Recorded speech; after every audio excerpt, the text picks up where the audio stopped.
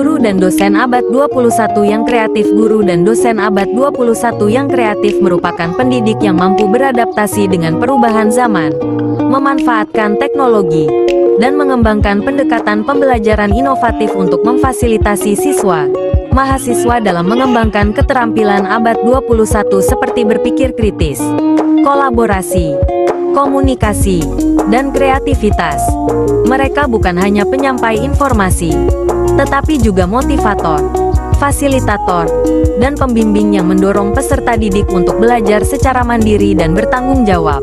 Pentingnya kreativitas guru dan dosen.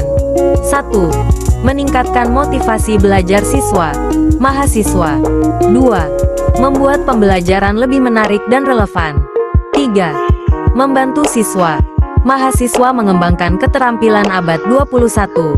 4. Mempersiapkan siswa, mahasiswa untuk menghadapi tantangan masa depan. Tantangan guru dan dosen abad 21. Perkembangan teknologi yang pesat. Perubahan karakteristik peserta didik. Kebutuhan akan inovasi pembelajaran. Tuntutan kompetensi abad 21. Kesimpulannya, jadi guru dan dosen abad 21 yang kreatif memegang peran kunci dalam mempersiapkan generasi muda untuk menghadapi tantangan masa depan.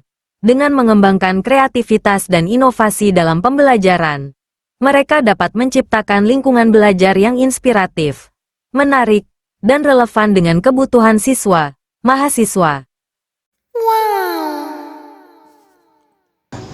Ada beberapa hal yang perlu kita diskusikan saat ini terkait dengan bagaimana menjadi sosok guru dosen bahasa Indonesia di abad 21. Jadi begini, yang pertama, kalau kita sudah berkomitmen menjadi seorang pendidik, itu harus diawali bagaimana kita membangun mindset kita menjadi guru dan dosen itu memiliki niat tulus untuk berbagi, niat tulus untuk beribadah. Itu yang pertama. Jadi kalau kalian saat ini sedang belajar, sedang kuliah di S2, tentu berorientasi ke depan kan ingin jadi guru, jadi dosen, atau jadi apapun lah. Dalam konteks ini, menjadi seorang guru dan dosen bahasa Indonesia harus memiliki konteks untuk berbagi sebagai niatan untuk ibadah. Itu yang pertama. Yang kedua, harus mau berubah, mengubah mindset, mengubah pola pikir. Jadi kalau kita ingin menjadi seorang guru dan dosen, itu harus berubah pikirannya bahwa kita menjadi guru dan dosen bukan era sekarang, tapi era masa depan. 5 tahun, 10 tahun, 15 tahun, 20 tahun yang akan datang. Jadi kita tidak akan lagi menjadi guru dan dosen usang di masa yang akan datang.